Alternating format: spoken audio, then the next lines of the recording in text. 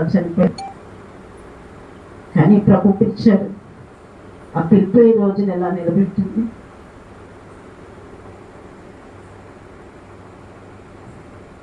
దేవుని మహాకృప ఉండట్టున్నది. ఎలా బ్రతకాలి, ఎలా జీవించాలి, ఏంటి ఆధారం అనుకున్నప్పుడు దేవుడు తరచుగా నడుపట ఆ పుస్తక పరిచర్య నాకు పుట్టినట్టు. హల్లెలూయా, హల్లెలూయా. అక్కడ దొరికే ఆనందము, అక్కడ దొరికే ఆత్మీయత ఎక్కడ చూడలేదు.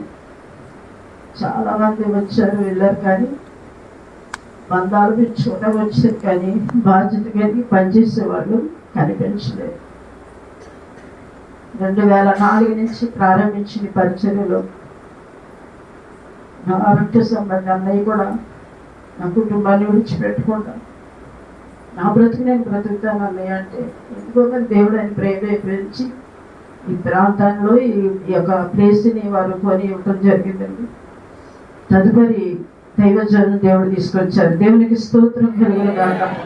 తాటాకు చచ్చి స్తంభాలు వేసి ఆరాధన చేస్తూ ఉండేవాళ్ళు. ఆ టైంలో దేవుడు ఇప్పుడు ఎలా నడిపించారో అప్పుడు వారిని దేవుడు నడిపించి ఆ రోజు వర్షం రావడం చాలా టైం అయింది. ఇంచుమించుగా 2 గంటల 2 వరకు కూడా సమయం అయిపోయింది.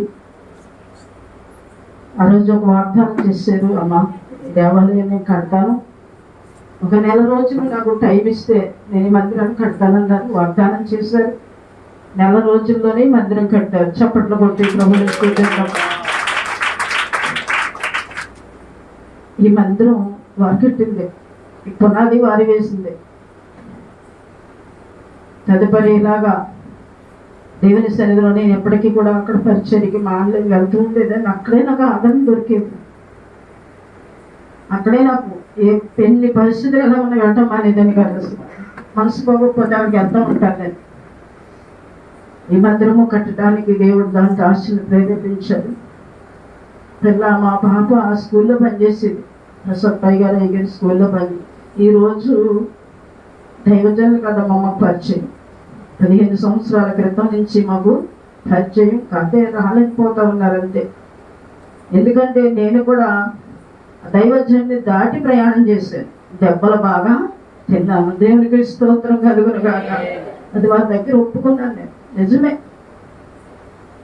చాలా భయంకరమైన పరిస్థితిలో ప్రభు మళ్ళీ ఇలా నిలబెట్టాడు. నేనేమైనా పర్లేదు, సంఘం ఏమవుద్దని ఏడుస్తూ ఉండేదాన్ని. మీరందరూ కూడా నా వెనువెంటున్నారు ఒక బిడ్డలాగా. దేవునికి మహిమ కలుగును కాక. నేను మమ్మల్ని బట్టి కూడా నేను చాలా సంతోషిస్తూ ఉంటాను.